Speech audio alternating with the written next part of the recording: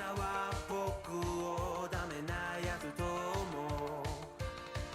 鏡を見つめる僕を見下げているけど中には大きな力希望がある。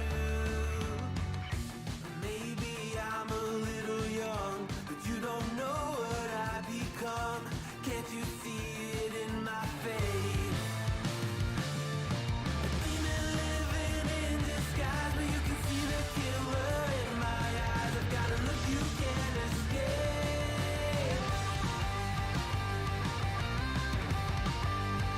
You can't escape.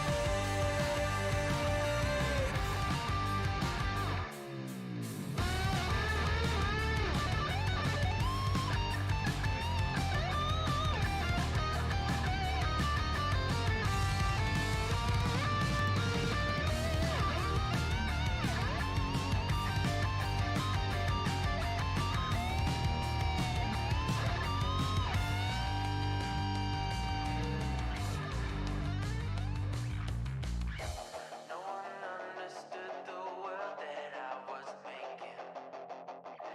Look me in the face and tell me I was faking. Maybe I'm a little young, but you don't know what I've become. Can't you see it in my face? A demon living in disguise, but you can see the killer in my eyes. I've got a look you can't escape.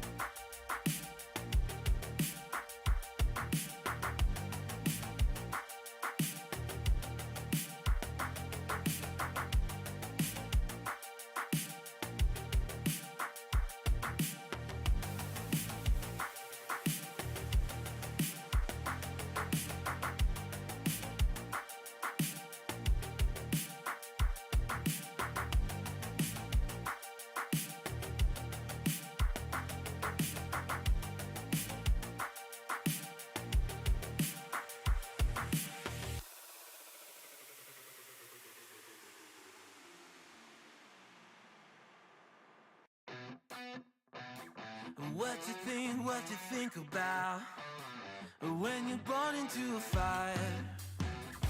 Let 'em burn it out.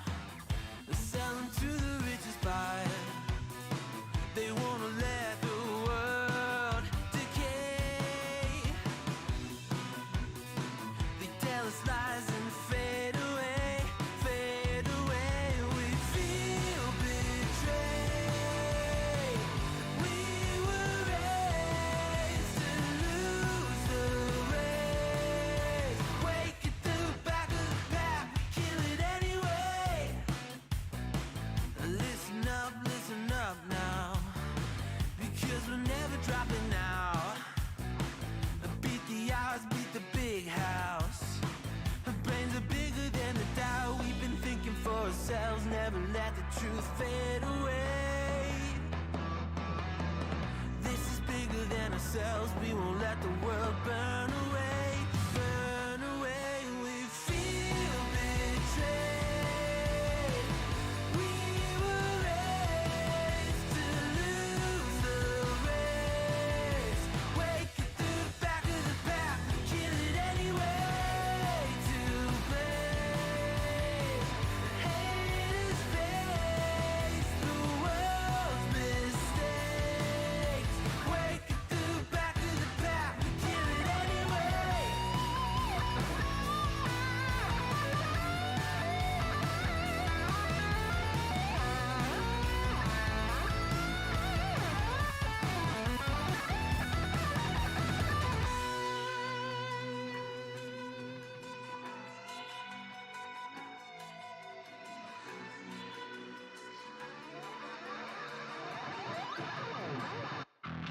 And we feel betrayed. We were raised to lose the race. Wake it through the back of the pack, kill it anyway. To blame, haters face the world's mistakes. Wake it through the back of the pack, kill it anyway.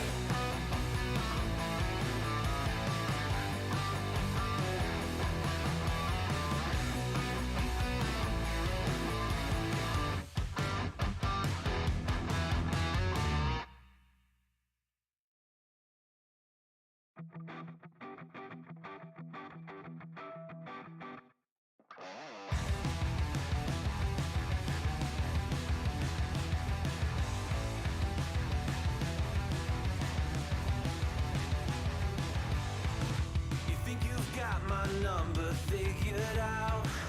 A motive born in drought and brevity. And if I'm not the soul of your design, I blatantly decline your remedy.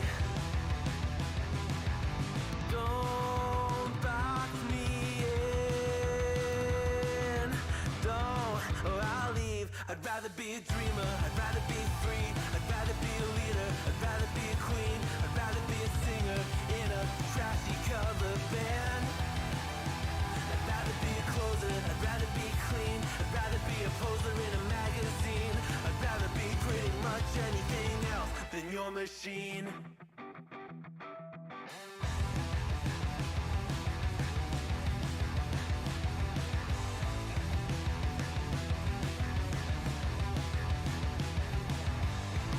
I wasn't always just a single shade, a palette full of gray in reverie. And I can burn it brighter than the sun. I have a golden gun inside of me. Don't box me in, don't, or I'll leave. I'd rather be a dreamer, I'd rather be free, I'd rather be a leader, I'd rather be a queen, I'd rather be a singer in a trashy cover band. I'd rather be a closer, I'd rather be clean, I'd rather be a poser in a magazine, I'd rather be pretty much anything else. And if I fall behind, ignoring all the signs, and if I lose the fight, I still rage against the night. Don't box I'd rather be a dreamer, I'd rather be free, I'd rather be a leader, I'd rather be a queen, I'd rather be a singer in a trashy cover band. I'd rather be a closer, I'd rather be clean, I'd rather be a poser in a magazine, I'd rather be pretty much anything else than your machine.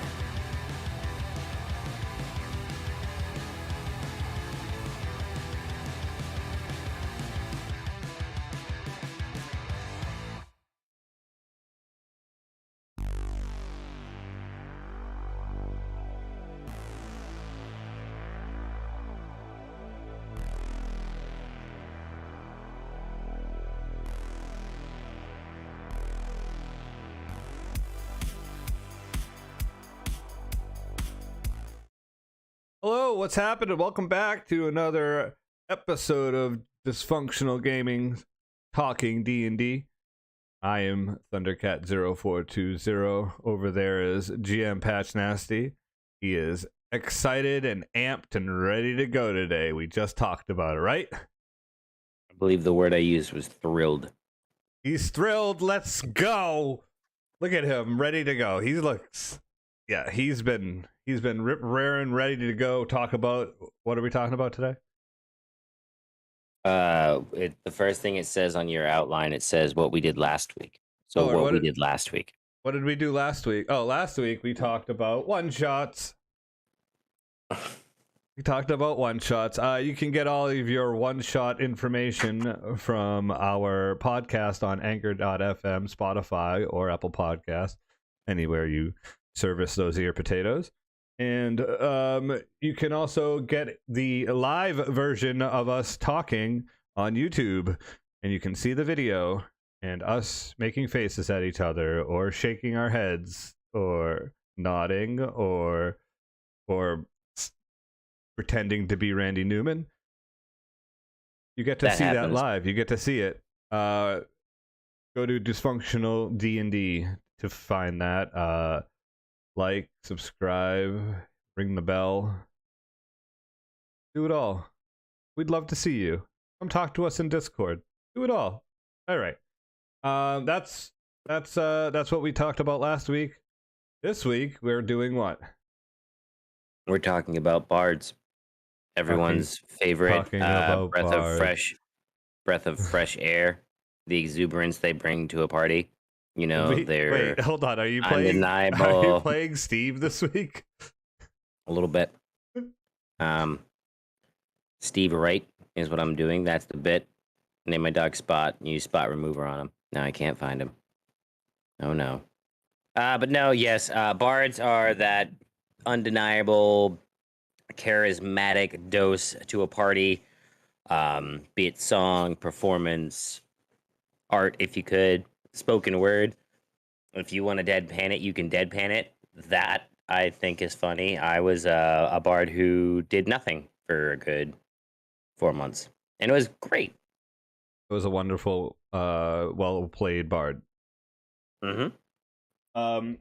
In the book, on page 54 of the Player's Handbook, we have our first bards that we'll talk about. But they say right before the bard it says bard colleges. That's what the subclasses are. If you're new to D&D, looking for the subclass for the bard is the college. And it says under that, the way of the bard is gregarious. Bards seek each other out to swap songs and stories, boast of their accomplishments, and share their knowledge. Bards form loose associations, which they call colleges, to facilitate their gatherings and preserve their traditions. So you're going to learn from other bards and at the college of that specific thing. Do you want to play the question game to see who does the first college? What's the question game? Well, if you are a fan of Whose Line Is It Anyway, you have to have a conversation, but you can't say statements. You can only ask questions. Okay. All right. I'm gonna lose. How much do you know about bards? Why do we have to play this game?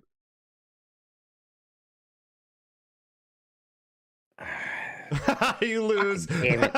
Yeah. I was trying to keep going on that, and I couldn't. So the first college is the College of Lore. I'm gonna lose immediately. I thought I was gonna lose immediately, and I was just like, that was the first question that came to my mind, and you couldn't get it. Thank you. So the College of Lore, bards of the College of Lore know something about most things, collecting bits of knowledge from sources of diverse as scholarly tomes and peasant tales, whether singing folk ballads in taverns or elaborate compositions in royal courts. These bards use their gift to hold audiences spellbound. When the audience applause dies down, the audience members might find themselves questioning everything they held to be true, from their faith in their priesthood of their local temple to their loyalty to their king. This is I like to call this the Swiss Army knife. This is your Swiss Army bard right here. This unlocks practically anything you need because at level 3, you get bonus proficiencies. When you join the College of Lore at level 3, you gain proficiency with 3 skills of your choice. Right there. That's 3 skills at 3. And then you get cutting words, which is a fun thing to do because you get to intrude on people's attacks and certain things. At level 3, you learn how to use your wit to distract, confuse, and otherwise sap the confidence and competence of others. When a creature that you can see within 60 feet of you makes an attack roll, ability check, or damage roll, you can use your reaction to expend one of your uses of Bardic Inspiration, rolling a Bardic Inspiration die and subtracting the number rolled from the creature's roll.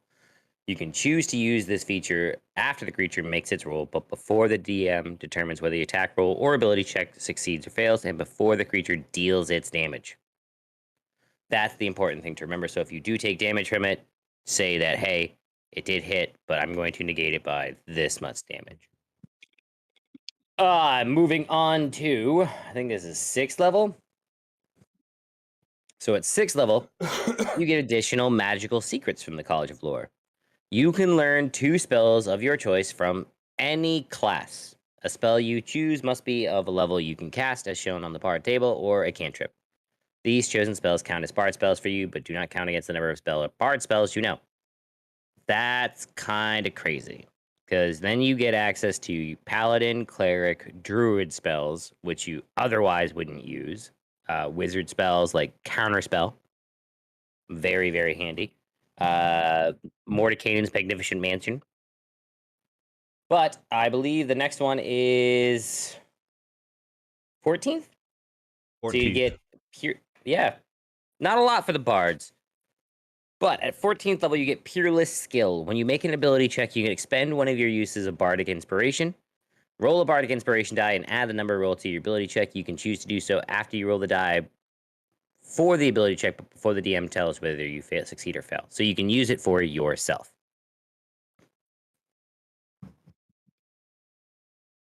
Oh, That's it. I'm up.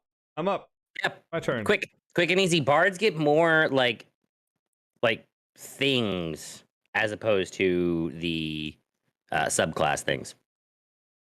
Yeah, they're regular class options. Mm-hmm. College of Valor, the other college in the player's handbook. Bards of the College of Valor are daring skalds who tales keep alive the memory of great heroes of the past and thereby inspire a new generation of heroes. These bards gather in mead halls or around great bonfires to sing the deeds of the mighty, both past and present. They travel the land to witness great events firsthand and to ensure that the memory of those events doesn't pass from this world. With their songs, they inspire others to reach the same heights of accomplishments as the heroes of old. So they're basically the Witcher type, Witcher's bard. Toss a coin to your Witcher. When you join the College of Valor at 3rd level, you gain proficiency with medium armor, shields, and martial weapons. Hooray! At 3rd level, you get combat inspiration. You learn to inspire others in battle. A creature that has a bardic inspiration die from you can roll that die and add the number rolled to a weapon damage roll it just made. Alternatively, when an attack roll is made against the creature, it can use its reaction to roll the bardic inspiration die and add the number rolled to its AC against the attack, after seeing the roll but before knowing whether it hits or misses. That's handy. At 6th level, you get an extra attack. Starting at 6th level, you can attack twice instead of once whenever you take the attack action on your turn. That's pretty cool for a bard, though. Mm-hmm. And then at 14th level, you get battle magic. You have mastered the art of weaving, spell casting, and weapon use into a single harmonious act. When you use your action to cast a bard spell, you can make one weapon attack as a bonus action. That's pretty cool. Pretty dope. Pretty dope. But you all have to remember, what was that book that we just pulled those from? Player's Handbook. So the very, very first one. Yep, those are the first colleges that they had made for 5e. Correct. Skag really kind of just gave them flavor with your backgrounds, but you really didn't get a lot of new subclasses until the man with many, many pet goldfish decided to grace the cover of a D&D book with Xanathar's Guide to Everything. And this was Elias, was the Glamour Bard. The College of Glamour is the home of bards who mastered their craft in the vibrant realm of the Feywild, or under the tutelage of someone who dwelled there. That was the latter of the two for Elias. Tutored by satyrs, Eladrin, and other Fey, these bards learned to use their magic to delight and captivate others. The bards of this college are regarded with a mixture of awe and fear. Their performances are stuff of legend. These bards are so eloquent that a speech or a song that one of them performs can cause captors to release the bard unharmed and can lull a furious dragon into complacency. So basically, I just used it to get what I wanted and walk through town and make friends and then leave. Always another rue. Always another cube to fucking get. But at level 3, you get the Mantle of Inspiration. When you join the College of Glamour at level 3, you gain the ability to weave a song of Fey magic that imbues your allies with vigor and speed. As a bonus action, you can spend one of your uses of Bardic Inspiration to grant yourself a wondrous appearance. When you do so, choose a number of creatures that you can see that you are with that, and that can see you within 60 feet, up to a number equal to your Charisma modifier. Each of them gains 5 temp HP. When a creature gains these temp HP, it can immediately use its reaction to move its speed without provoking opportunity attacks. The HP increases at certain levels: 8 at 5th, 11th at 10, and 14 at 15th. Secondly, you can get what I love to use, the Enthralling Performance. Starting at 3rd level, you can charge your performance with Seductive Fey Magic. If you perform for at least a minute, you can attempt to inspire wonder in your audience by singing, reciting a poem, or dancing. At the end of a performance, choose a number of humanoids within 60 feet of you who have watched and listened to all of it, up to a number equal to your Charisma modifier. Each target must succeed on a Wisdom saving throw against your spell save DC or be charmed by you. While charmed in this way, the target idolizes you. It speaks glowingly of you to anyone who talks to it, and it hinders anyone who opposes you, although it avoids violence unless it was already inclined to fight on your behalf.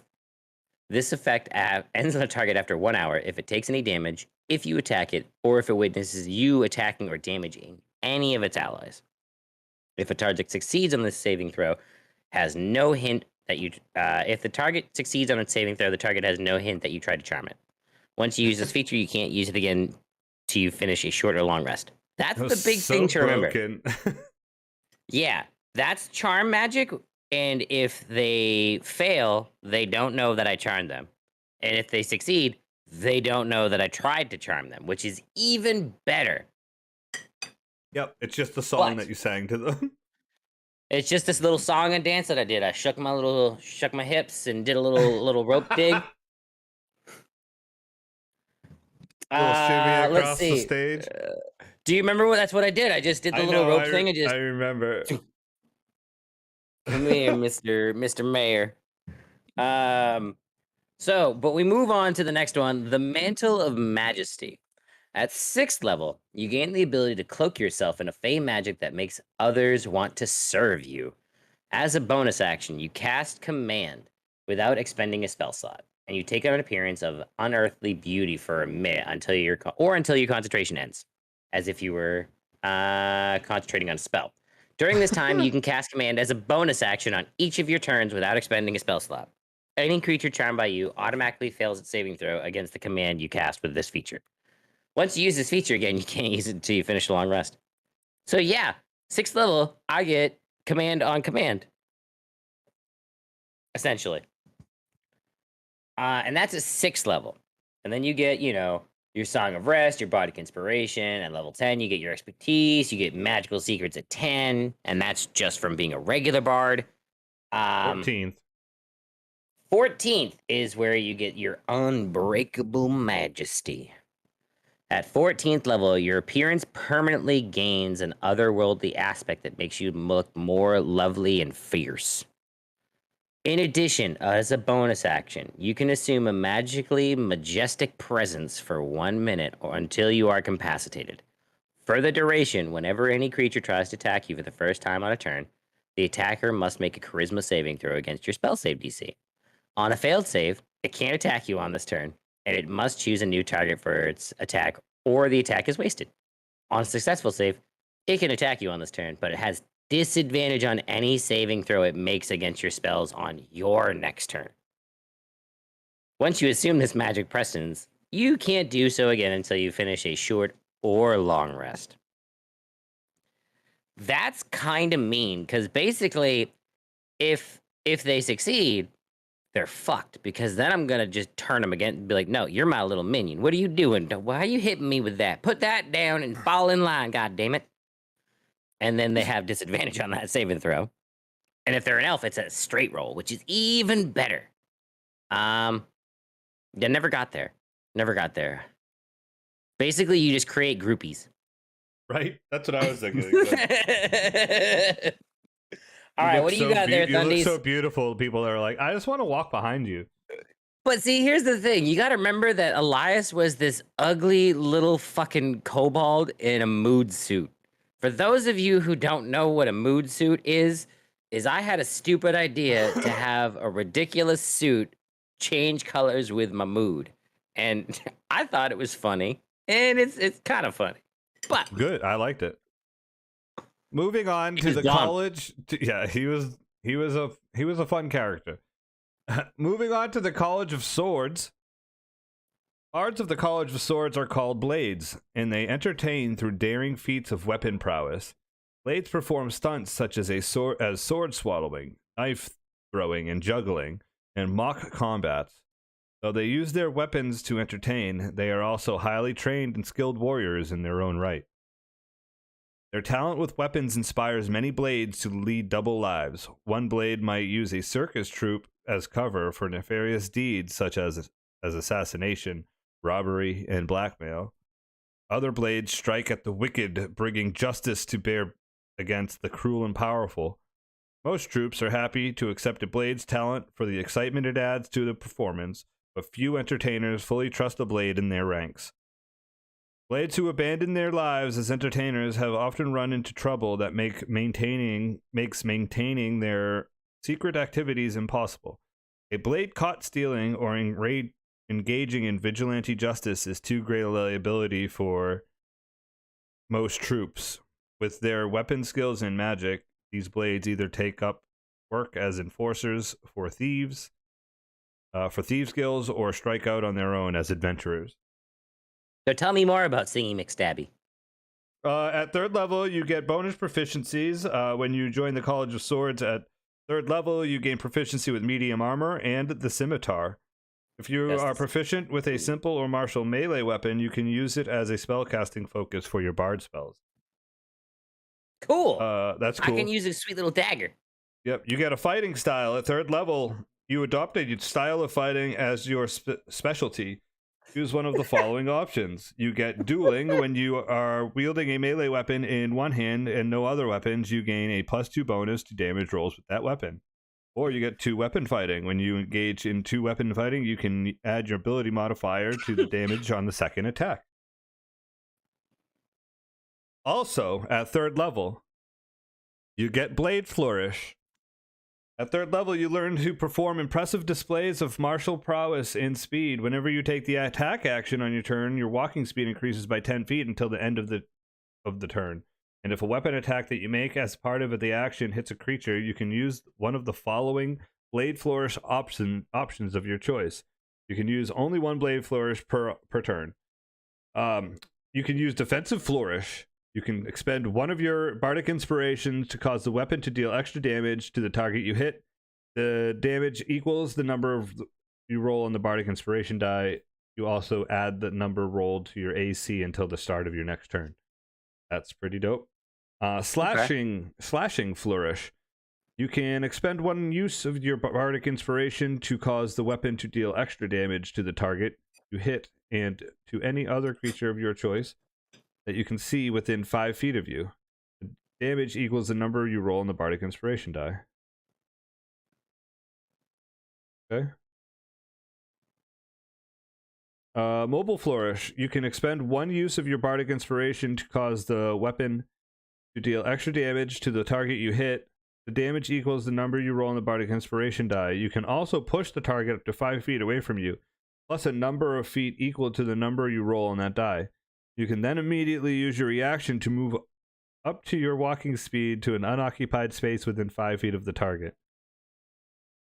So you can like push him away and then walk back up to him like that's what I just did. Yep, that's pretty cool. What gave me a little breakdown as you were reading that, I realized that the cast of West Side Story is nothing but College of Sword Bards. Yep. And then the Beat It video. Yep. That is 2 College of Sword Bards. All right, I'm going to defensive flourish. Now I'm going to try and mobile flourish. Granted, my hands are tied up. We're just going to keep going back and forth. And I was broken. At 6th level, you get extra attack. You can attack twice Yay. instead of once whenever you take the attack action. Now, then, is definitely a lot of mobile flourish and flashing flourish. At 14th level, you get Master's Flourish. Whenever you use a Blade Flourish option, you can roll a d6 and use it instead of expanding a Bardic Inspiration die.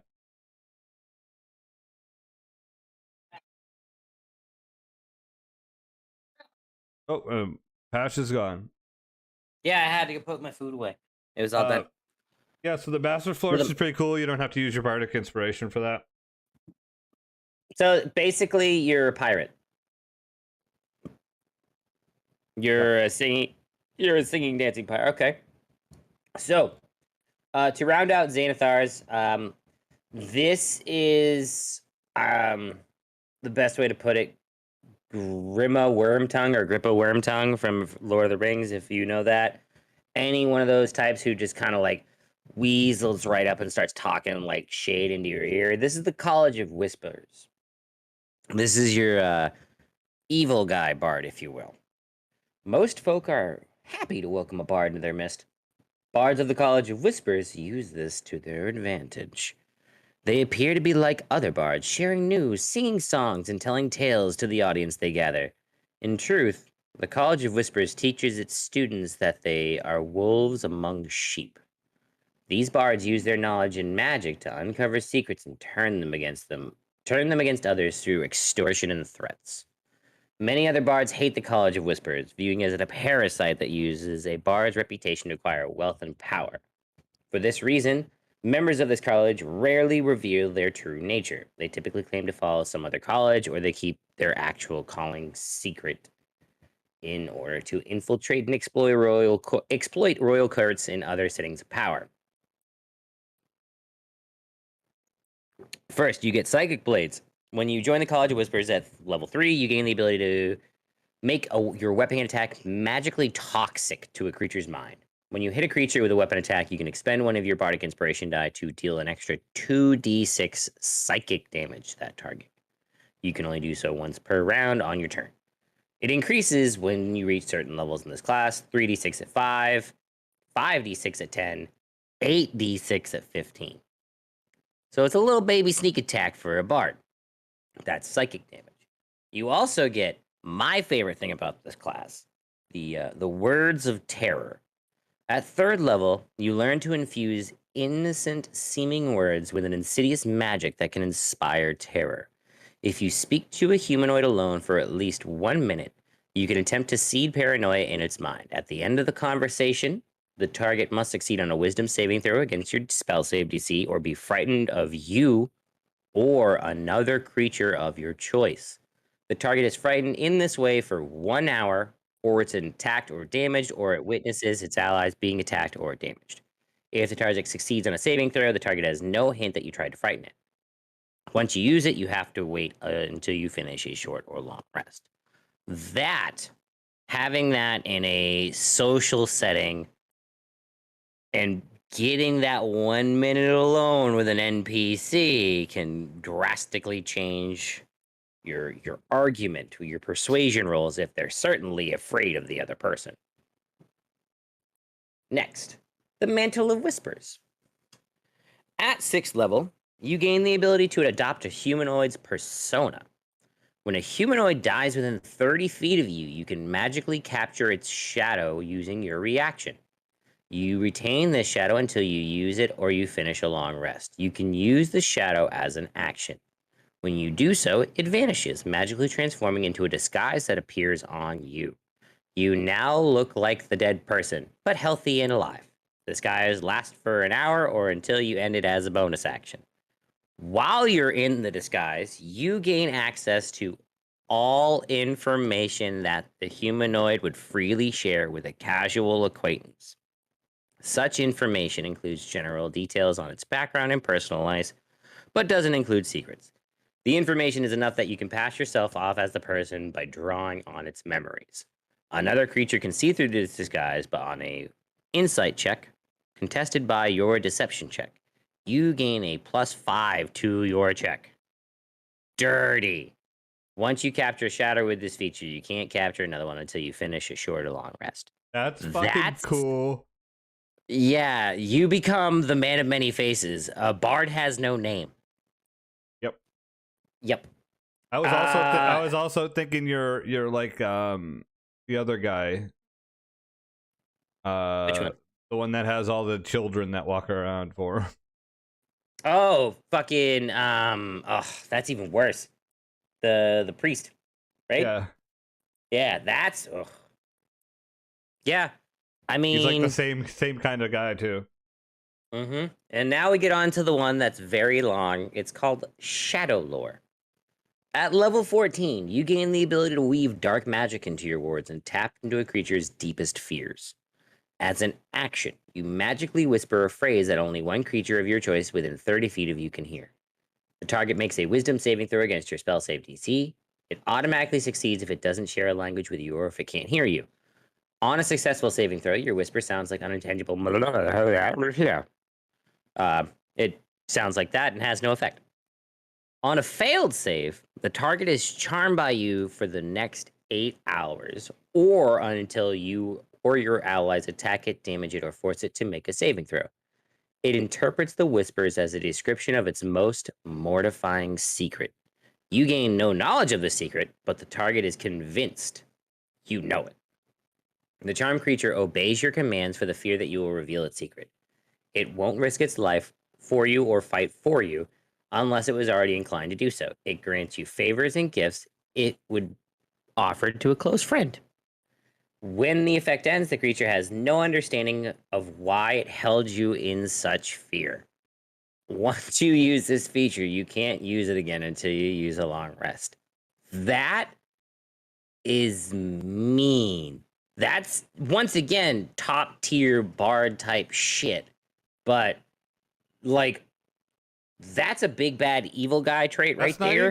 That's not even top tier either for bards. So like, No, like, but to read that and be like, I could make this a bad guy and use that, give it like 14th level stuff, and the players would be super confused unless there was a bard, and then you could turn it into, be like, who is this guy? Be like, oh, you might have heard of what type of bard he is, and then dig into that, College of Whispers, and then go from there.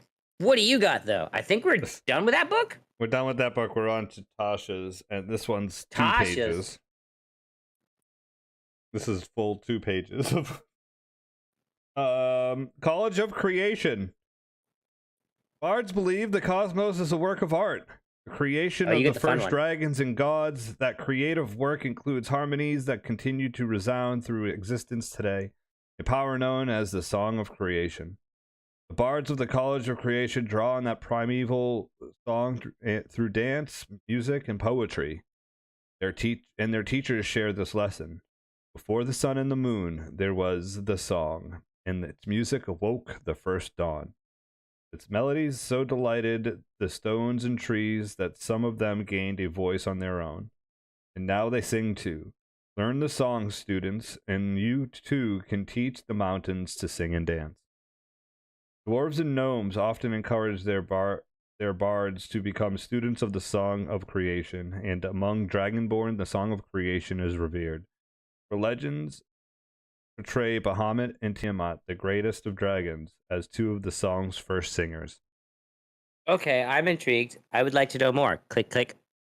At third level, you will receive the Mote of Potential. Whenever I you like give a potential. creature a bardic inspiration die, you can utter a note from the Song of Creation to create a tiny mote of potential, which orbits around 5 feet of that creature. The mote is intangible and invulnerable, and it lasts until the bardic inspiration die is lost. The mote looks like a musical note, a star or flower, or a symbol, another symbol or art of life that you choose. When the creature uses the bardic inspiration die, the mote provides an additional effect based on whether the die benefits an ability check, an attack roll, or a saving throw, as detailed below.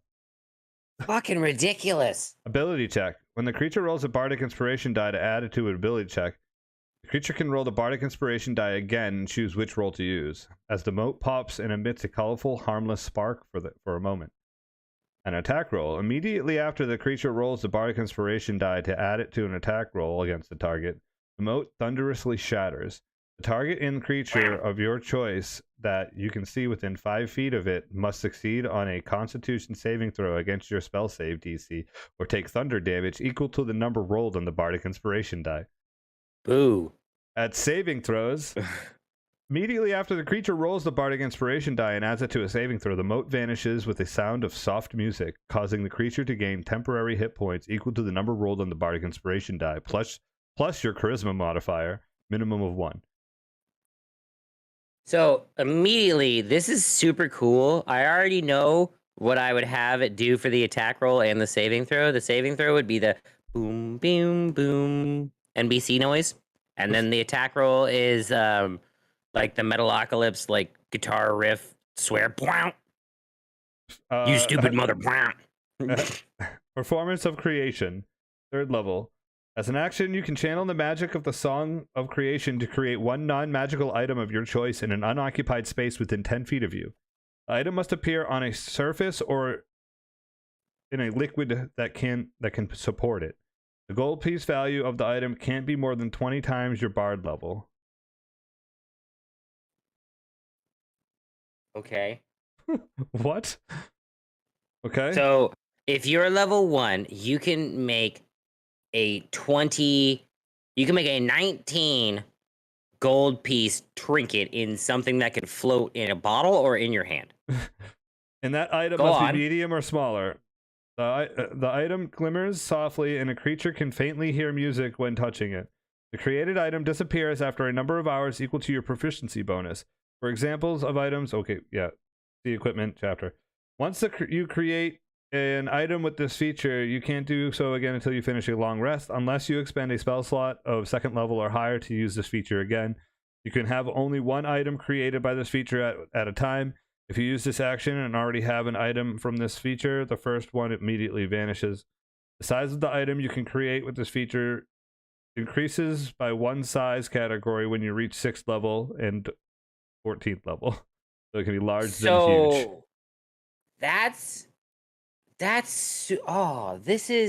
This has so much potential because at level 2 it can't There's be more so than much 20 times. stuff. Yeah, I could make a book at level 3, man. We're good.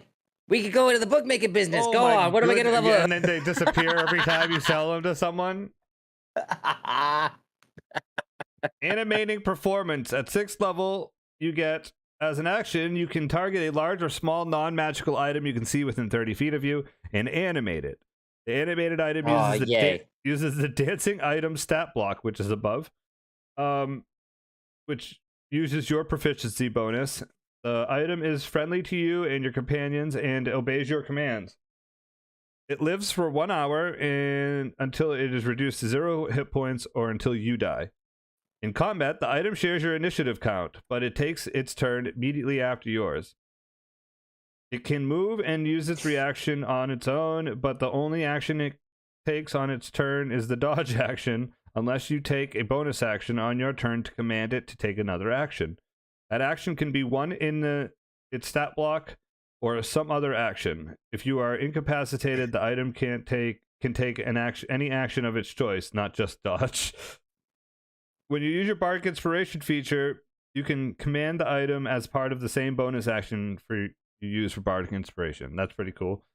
Once you animate an item with this feature, you can't do so again until you finish a long rest unless you expend a spell slot of 3rd level or higher, or you use this feature again. You can only have one item animated by this feature at a time, and if you use this action and you already have one, it immediately becomes inanimate.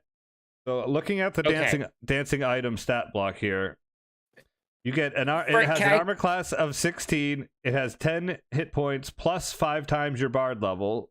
So if you're 5th level, that's 5 times 5. 25. That's 25. So you get 35 hit points for your dancing item. That's a lot of hit points for Irrepressible dance.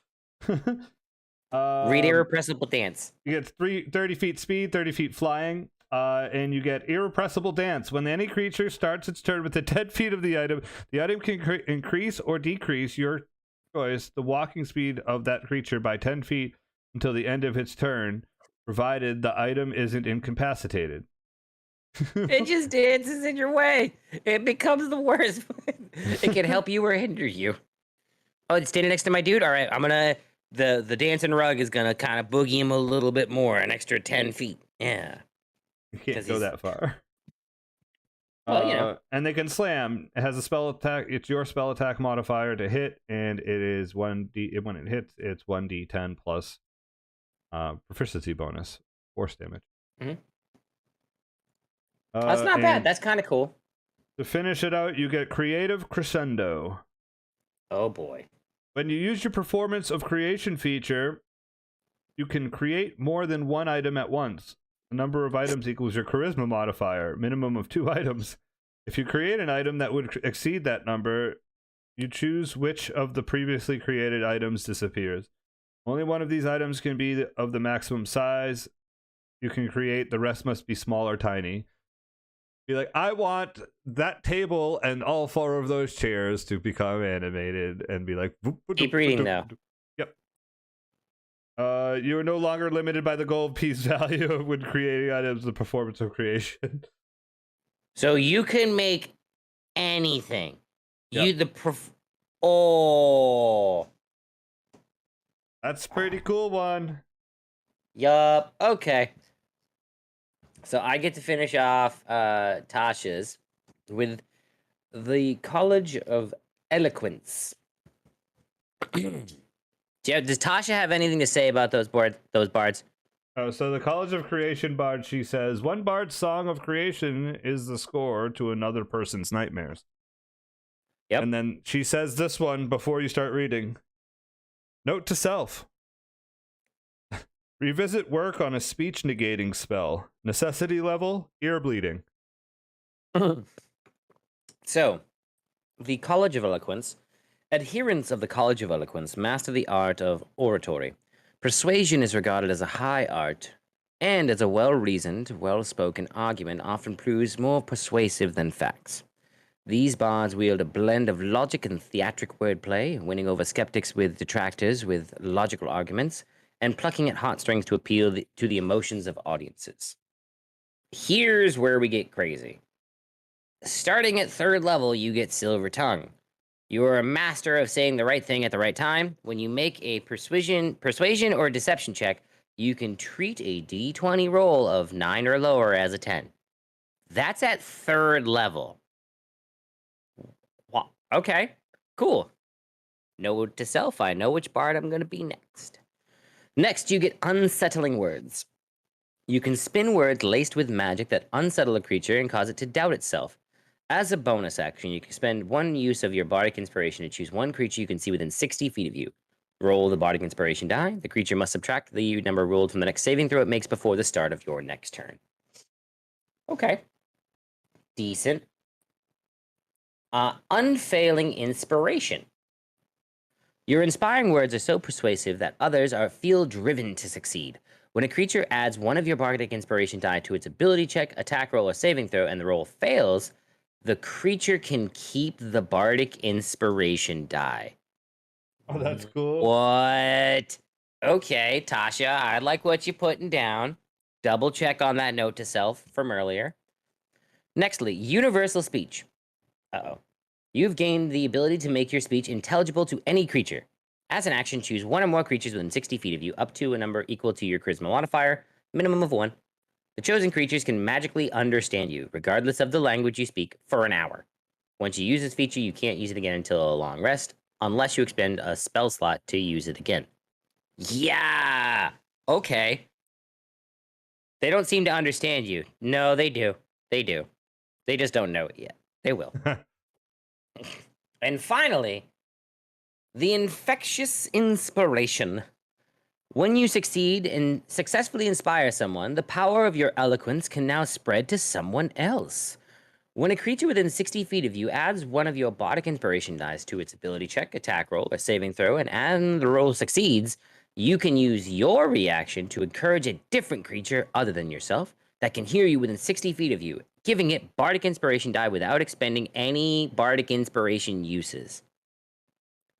You can use this reaction a number of times equal to your charisma modifier, minimum of once, and you regain all expended uses when you finish a long rest. That's so cool. That one, I like that one a lot. I really want to be this bard. It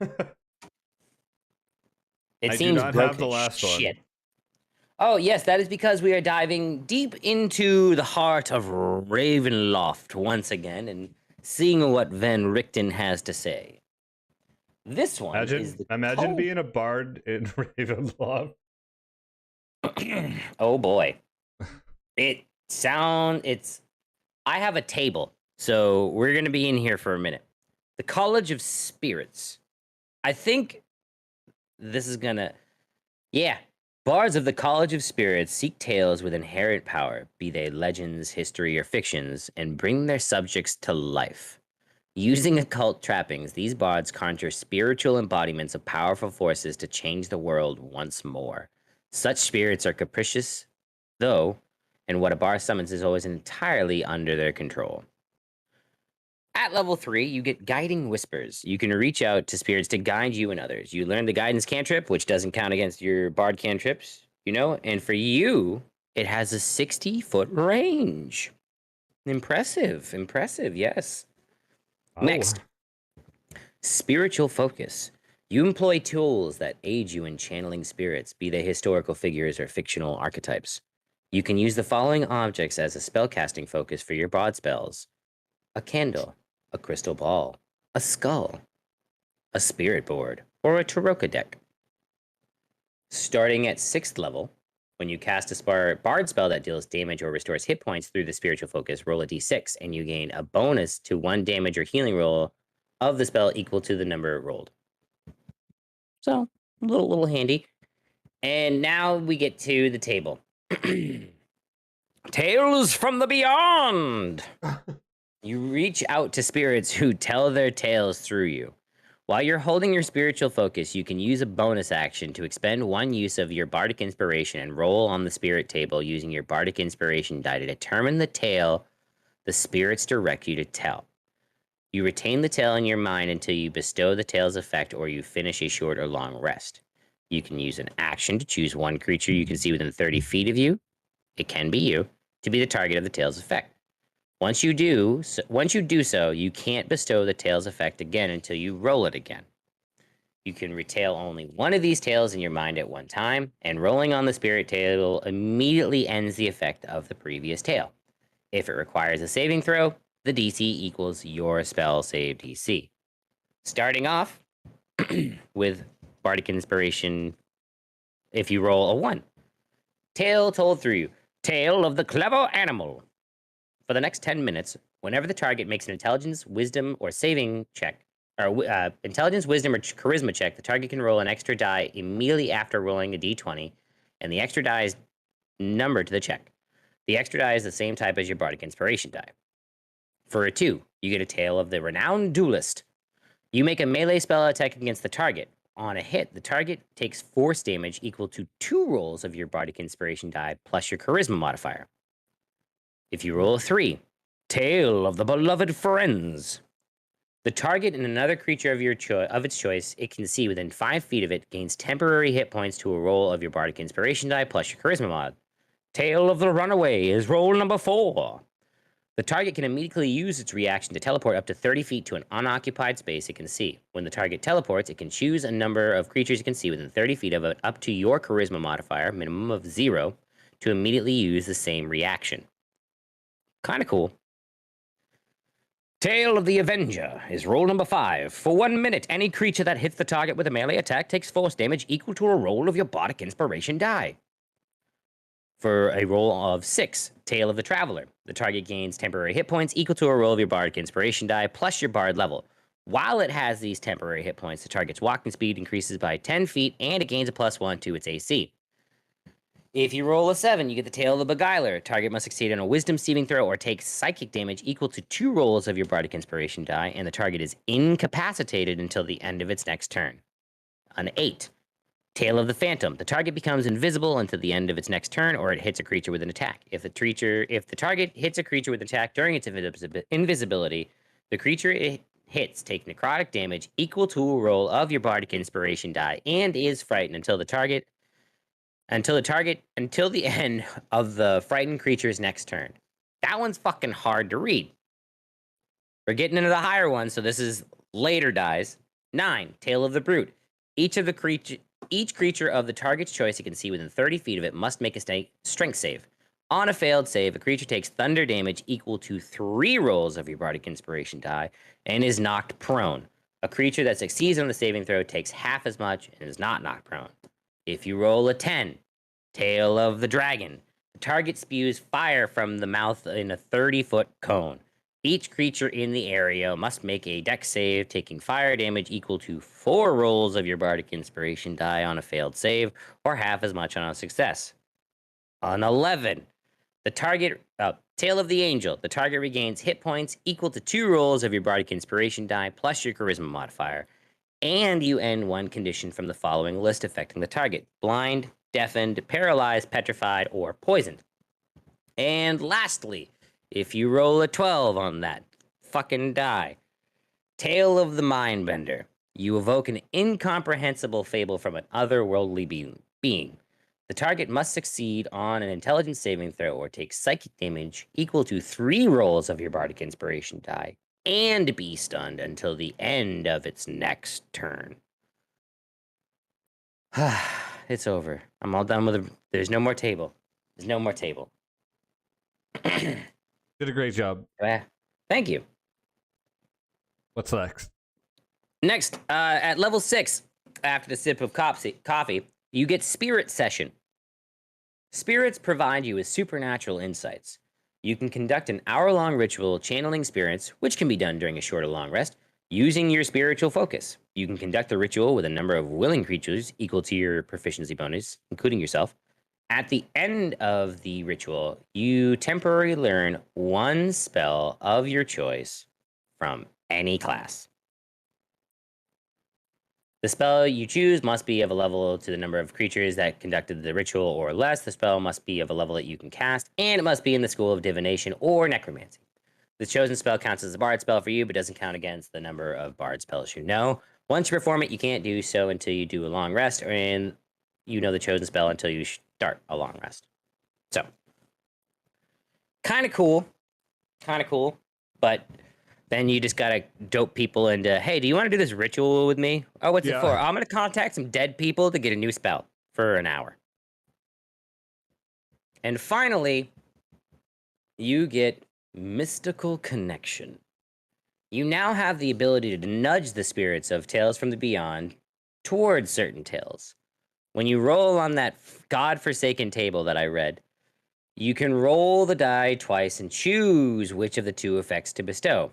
If you roll the same number on both dice, you can ignore the number and choose any effect on the table. Also, it says here, Spirit Tales. Storytellers, like bards of the College of Spirits, often give voice to tales inspired by some greater theme of body of work. When determining what stories you tell, considering what unites them, do they all feature characters from a specific group, like archetypes from the Taroka deck, figures from Constellation, childhood imaginary friends, or characters in a particular storybook? Or are your inspirations more general, incorporating historic campaigns, mythological heroes, urban legends? Use the tales you tell to define your niche as a storytelling adventurer. That's kind of neat. I was like, all right. That kind of gives your True. silly fucking stories that narrative. Yeah, that sounds fun. But yeah, that's Von Richten's Guide to Ravenloft. Yes, Van Richten's Guide to Yes. Ravenloft. Yes. We've done it. We've done another subclasses. Yay, bards are done. I've never played a bard. I've played one bard, but it was only for one. It was for one session. Hmm. Played the When was Kenku. this? Oh yeah. Okay, now I remember. I've played a lot of bards. I just liked. I mean, vicious mockery. Being able to insult someone and do psychic damage is kind of like fun to me. Like that's, yeah. But it's like bread and butter. Right. It makes sense. It's something I already kind of know how to do. So this is the part where you fall down. Did we want to do cast prepare erase today for our D&D minute? What did you want to do today? I have no idea. Then let's do that. Okay. You asking me? Yeah, sure. Why not? Let's bring up that. References, spells. Let's see. You know what? What have we done? We've done 6th and I think 3rd, I did I think. 6th. All right.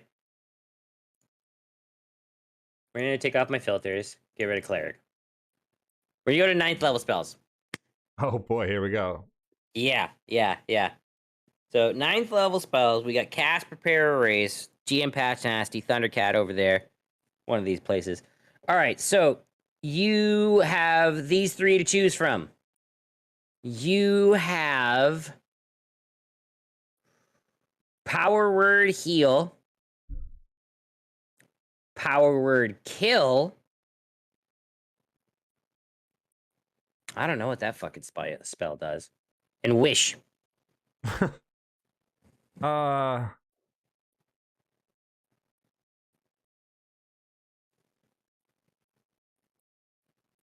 probably prepare power word heal. Okay. Because I'm gonna cast wish, and if I fuck it up, I'm gonna need to heal myself. You're erasing power word kill? Yes. You're so mean. I mean, I could just cast it with wish. You can. You just go nerd. But I wish I cast power word kill on that person. That's what I'm saying. And Yeah. I say nerd. Okay. Anyways. Yep. Shit. Yeah, there's not a lot of 9th level spells. Not a lot of 9th level spells. I think that's the way I would go. I would prepare power word heal because I knew I would have to heal myself after messing up a wish. I would prepare a wish. I would erase power word heal. I would prepare a wish. But you would cast power word kill. What would it Later. just like some dude walking down the street, you're like, sucker. Fucking nerd. Dead.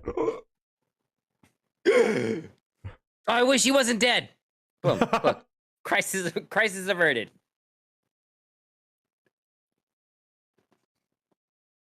There's no need to prepare it. We're good. I am a miracle worker. I can grant many wishes. Come to me. Give me your I wish things. he wasn't dead and I had all this money. I wish I had. How much does 10,000 gold cost in American dollars? A new flat screen TV is at least. That's good. That will be good. Like an LED screen, please. All right, so that's it. That was our cast prepare race this week. Good job. Boom. 9th level spells. Next Tuesday, we don't know what we're gonna do yet. We have a couple of ideas, but before we get into that, let's talk about the War for Garaxia on Friday night. Wait, we have a couple of ideas. I want to talk about those ideas. What are those ideas? We're not gonna talk about them until after we get through the plugs. Okay. Friday, 9:30, 10 o'clock Eastern Standard Time. War for Galaxy, be there. Tater might be there. Do it. Peter You better won't. be there. Fucking nerds. Power word killed. There goes the audience. I'm sorry, folks. I wish you guys weren't dead. Hater better be there. Saturday, fight for the forest. We're gonna die. 10 p.m. Eastern Standard Time. It's looking worse and worse as you guys go on. You missed the restroom. I gave you a shot. Patch knew it was a restroom, but like there was no way I knew how to communicate it to Steve, except for I'm gonna go take a nap now. And then they started yammering on, and I was like, well, I can't sleep through that, so. Yep. And then you're like, oh, would Steve sleep through that? And I was like, that's Kevin giving me an out. No, Steve would not be happy about these fucking people yammering That's what on. I figured. Shut up. Yeah. Okay, what are we talking about on Tuesday? Tuesday, we want to do we want to do a story time stanza and get talking about Carlin again, or do we want to do a monster week? What would we talk about for monsters is the question, sir. I haven't decided, so we could just leave it open as a monster week and pick the monsters. I want to do a monster week. All right, monster week it is. Next Tuesday, 6:30 p.m. Eastern time. Check us out here on this channel for a monster week. We're going to talk about a monster or grouping of monsters. Cool. Yeah, I had an idea because of things that are releasing on Friday. I had an idea of a monster we could talk about, but that's another time for things that aren't. We'll talk when we talk about it. Yes. Yeah. How was your stream last night? I hit a bunch. I struck like 7 people out. I streamed for a couple hours. Just shy of 50 Ks. I'm at 3 people want Cookie Through, which is right there behind me. $5 to GM Patch Nasty / Extra Life. That link in the chat. Shabam. You can get yourself some nice, cool deco. Some new home decor for yourselves. And then we're gonna be picking a name in a week. Are you streaming again this week? I should be around on Thursday, depending on how much work may suck on Thursday. It's supposed to be another gorgeous day. Look out for GM Patch Nasty live again on his channel. I will be live tomorrow at some point, either during the day. What you playing? Or at night, and I don't know yet. Maybe some Destiny 2, maybe some Fallout, depending on who's around during the day, if I'm streaming during the day. I got some stuff I got to do around the house, and I didn't get much done today at home, so we'll see what time I get on. But I will be streaming tomorrow at some point. I do stream on Wednesdays. And then you can catch me on Sunday nights. I will be streaming more either Destiny 2 or Warzone. The planet thing I was doing, I've gotten up to insects being started, so I just have to go and grind out that for a bit. They just had an update, so I kind of want to check it out, so maybe I might do that again. But I'm definitely full into Fallout right now, so if I'm alone, I will play Fallout. If there's people around, I will play games with friends. Games. Is like how you say games. Games with friends. So yeah, check me out either Wednesday or Sunday, and you might get a random stream on a Thursday night, depending on what's going on with me. Oh, and now you can check us out on Mondays. We revived the survival night. We revival of the survival. Wouldn't it just be the survival of survival? Because it was gone, and then all of a sudden it clawed its way back out. It's surviving.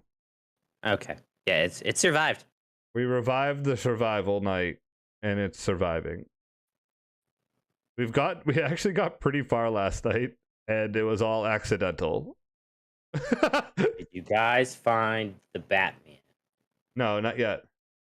Damn. Not yet. What's the plan for raid skis? We'll gonna go over to the ending screen. Let's see. Throg's live. Who's on my button? Toby? Yep. Obi Sobi playing some. Is it Phasmo? Nope. I'm on observation duty. It's so loud. We want to go to Throg. Throg was recently married over the weekend. We can go give us some congrats. Yes, he is now Mr. Throg.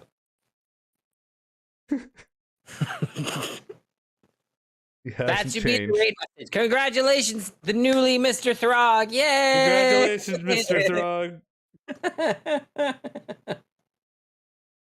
Right, I'm throwing it in. Throw it in there.